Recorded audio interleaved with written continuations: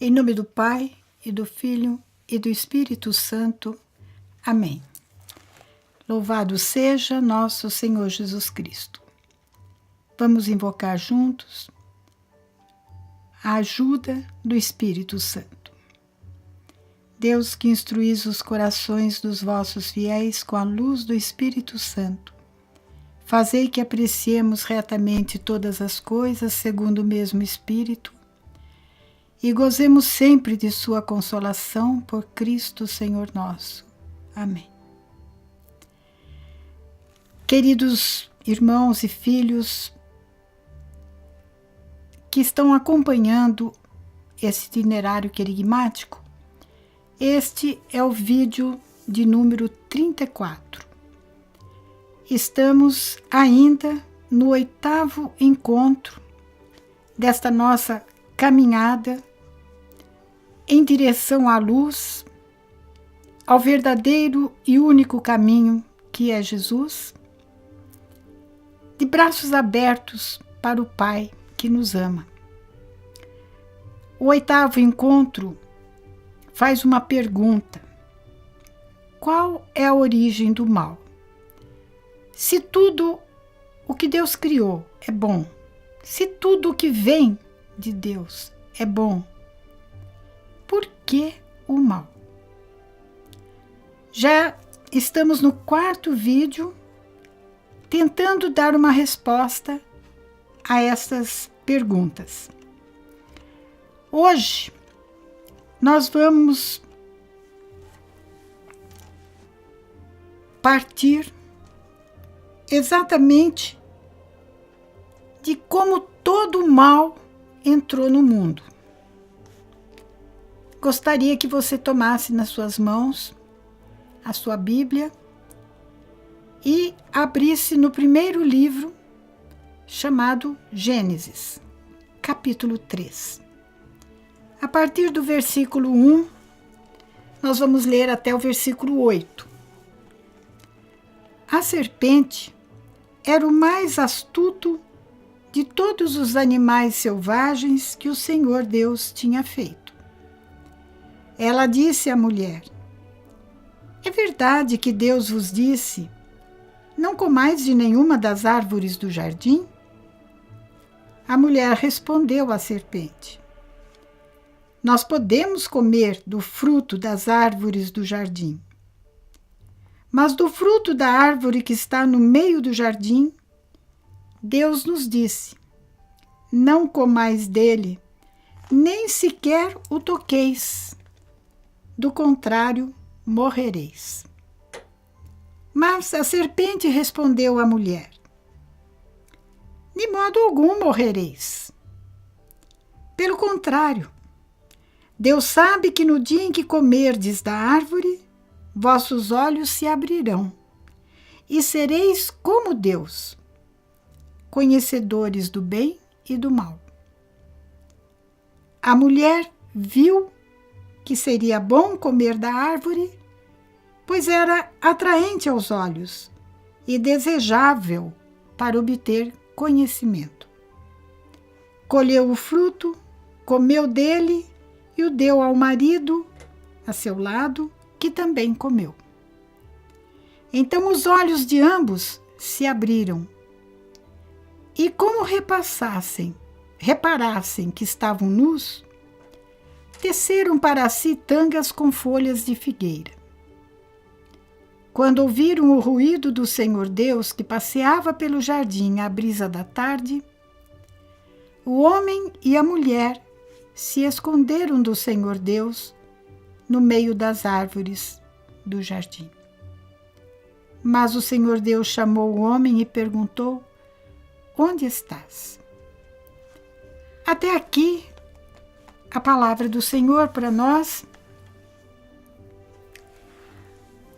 que é a narrativa de um acontecimento, de um fato real, histórico. Primeiro, fato este que interrompeu a relação entre Deus e os homens. por iniciativa dos nossos primeiros pais. Vocês vejam que na própria narrativa, mesmo depois que eles desobedeceram a Deus, dando ouvidos ao mentiroso, ao pai da mentira, ao sedutor, que os incitou a serem como Deus, mas não da maneira de Deus, e sim da maneira que como eles viam que poderiam ser Deus.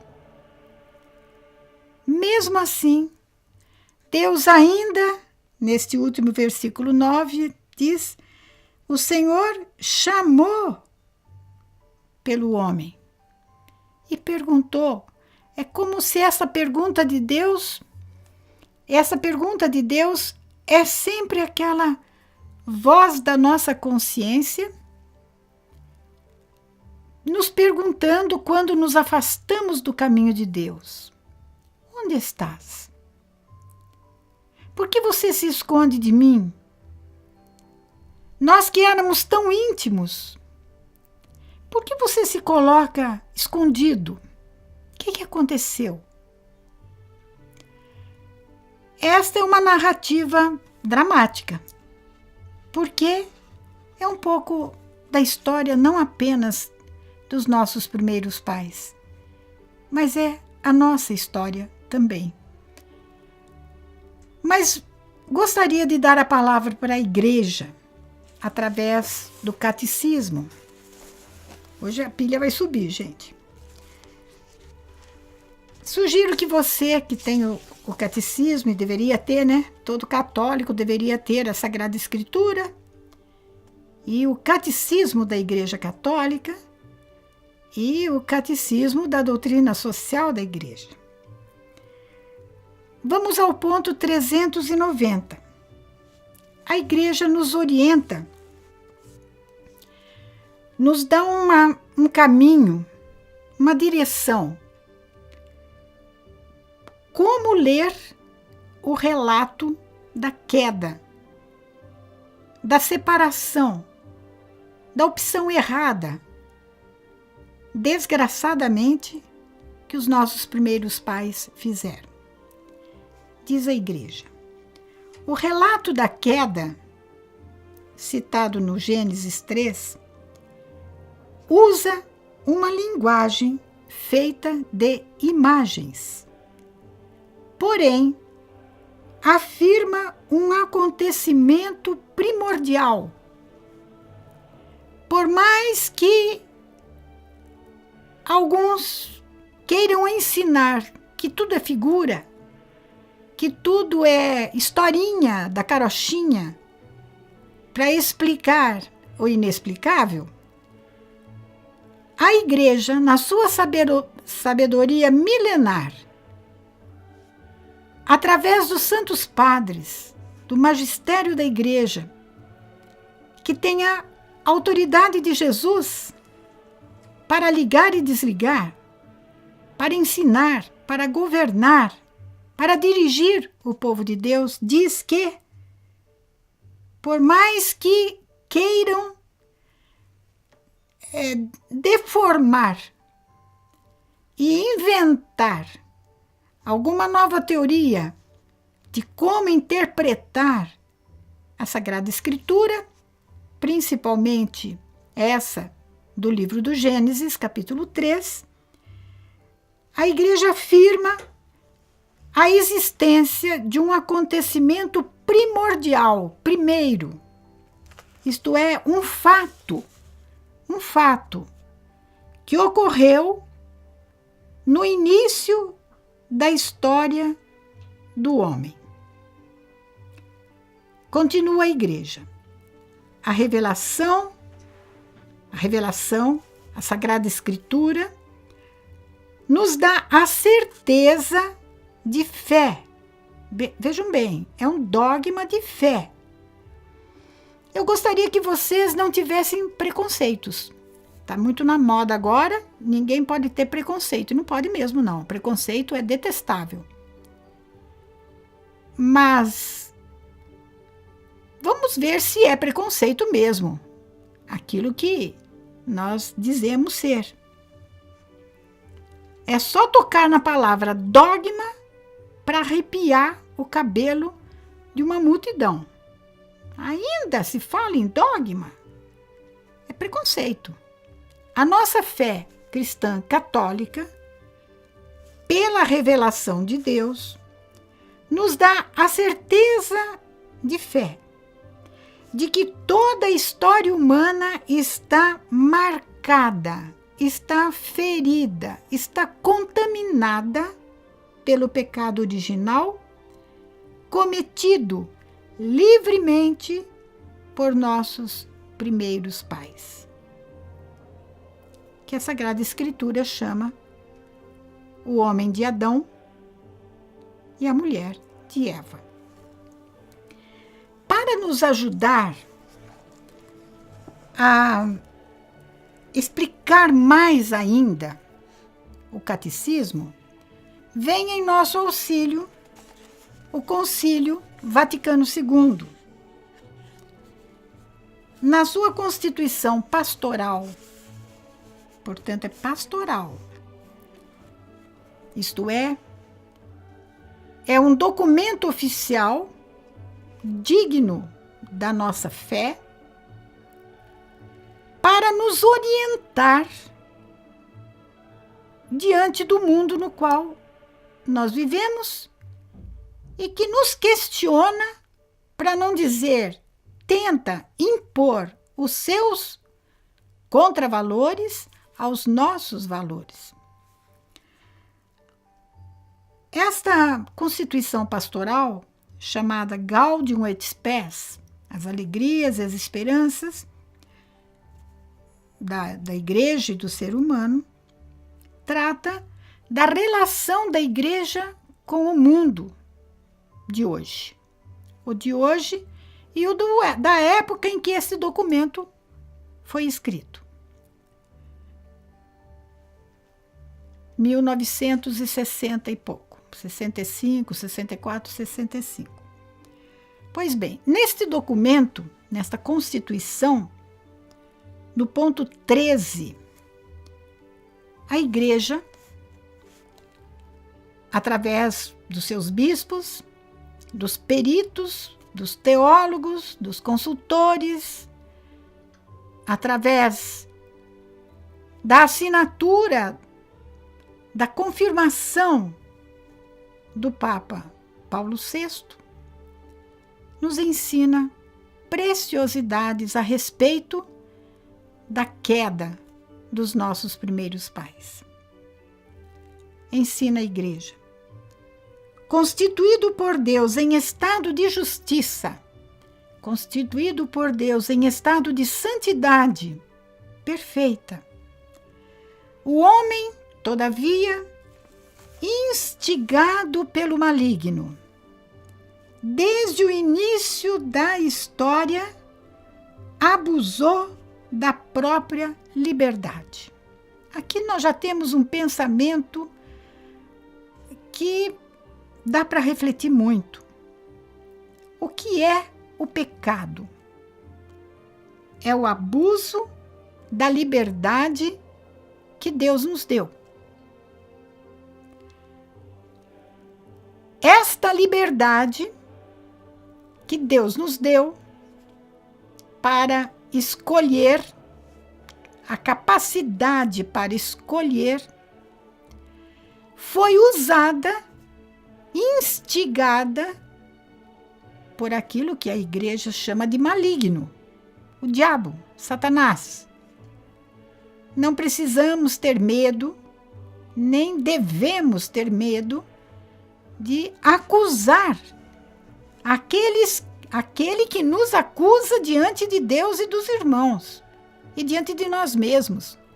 Depois de nos levar a pecar, depois de aquela vozinha bonitinha da tentação, aquele meladinho: não, você merece ser feliz, você vai encontrar a realização plena sua. Depois passa mel na nossa boca e nós, seduzidos, abocanhamos o pecado. Aí aquela voz já não é mais aquela vozinha delicadinha, bonitinha. É uma voz acusatória do maligno. E o que aconteceu? Abusando da própria liberdade, um dom maravilhoso que Deus dá junto com a vida, levantou-se, o homem se levantou contra Deus, desejando atingir o seu fim fora dele. Qual é a finalidade pela qual Deus cria o ser humano? Deus cria o ser humano para que nós o adoremos, para que nós nos relacionemos com Ele neste mundo e para que nós gozemos da sua presença, da plenitude de Deus na eternidade. Nós temos sim vocação para sermos como Deus. O demônio, neste ponto, ele fisgou o homem. Não, vocês, que é isso? Que bobagem é essa de Deus ter falado que vocês não podem comer de nenhuma árvore do paraíso? E a Eva, inteligentemente, portanto, livremente, sabendo bem que aquela frase não era verdadeira, ela corrigiu o demônio. Não, é o contrário. Nós podemos comer de tudo que está aqui. Só não podemos lançar mão do fruto daquelas duas árvores ali. Mas é a tal coisa, né, gente? O fruto proibido é aquele que mais atrai. O homem casado é mais objeto de cobiça, muitas vezes da mulherada, do que o homem solteiro, e vice-versa.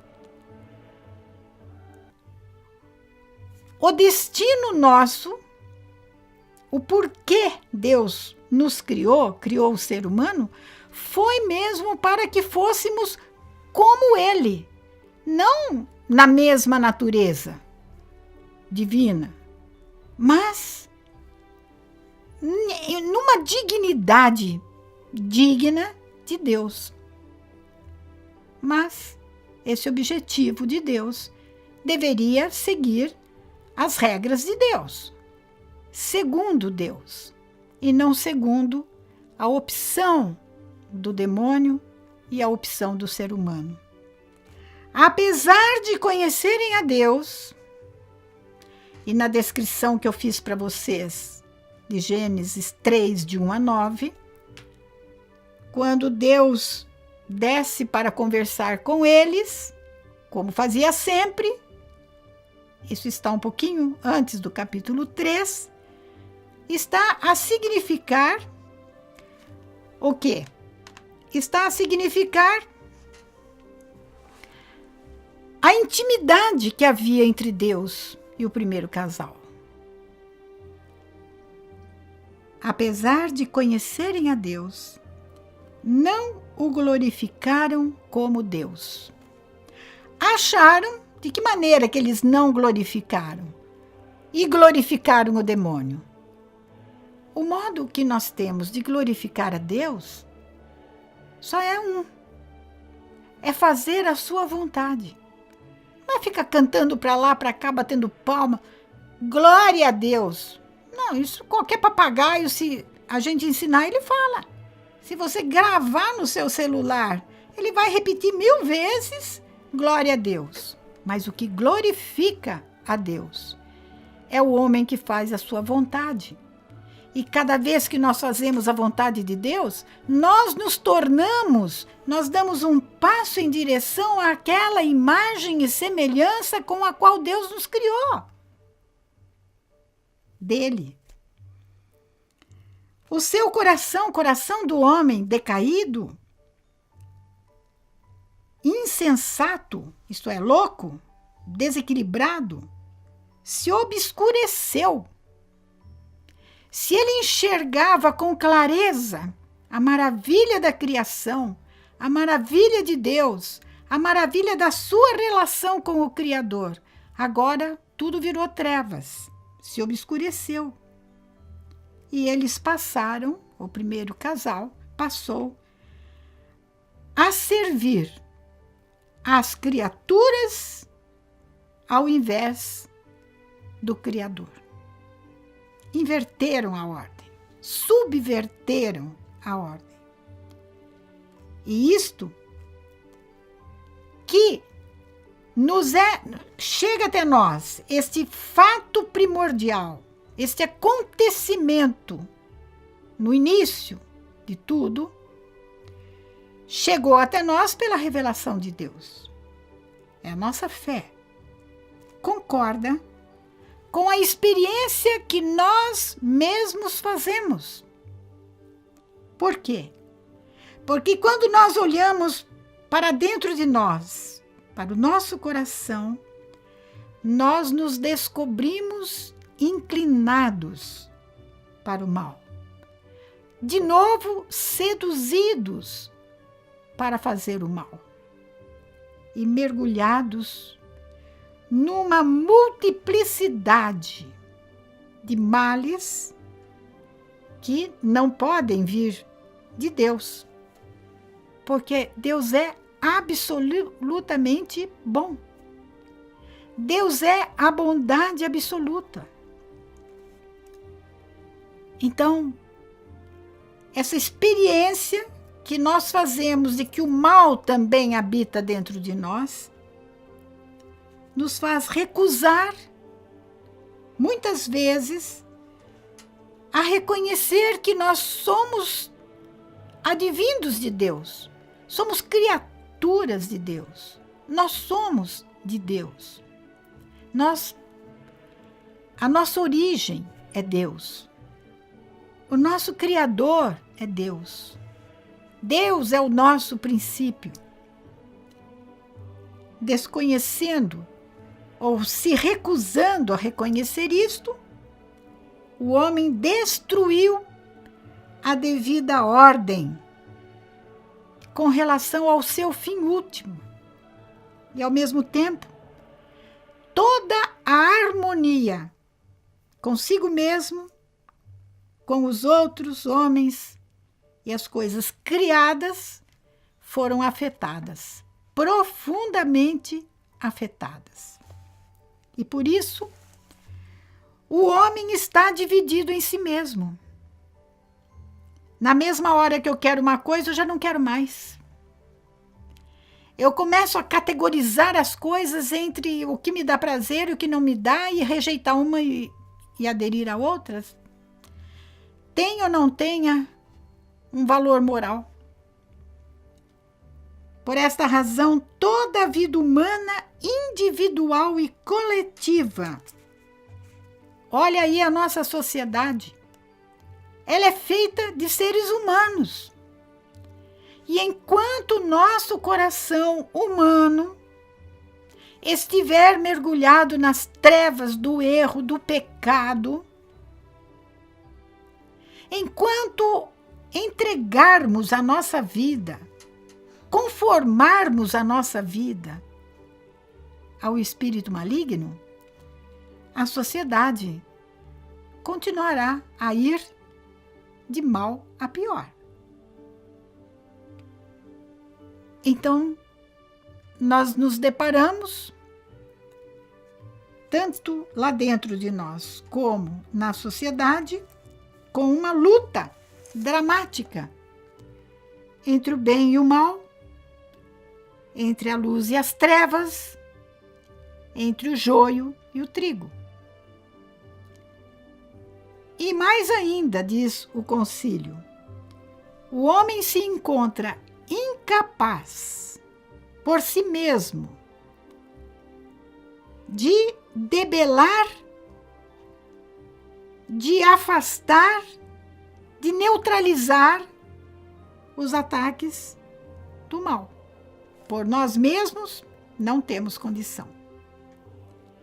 E assim, cada um se sente como que carregado, amarrado numa teia da qual sozinho ele não consegue se libertar. Obrigada, Senhor, por teres querido nos revelar essas coisas. Obrigada, Senhor, pela igreja, sempre no exercício da sua maternidade espiritual, no exercício do seu magistério, que nos educa, que nos põe de volta na direção da vossa graça. Queridos amigos, louvado seja nosso Senhor Jesus Cristo. Você pode acompanhar melhor o nosso querigma através do livro Itinerário Querigmático, Reflexões e Roteiro, autora Ama Ângela, editora O Lutador. À venda na Comunidade Católica Nova Aliança, sede em Belo Horizonte, Minas Gerais. Ligue para 31 3443 4813 ou solicite a aquisição através de amar@novaalianca.com.br.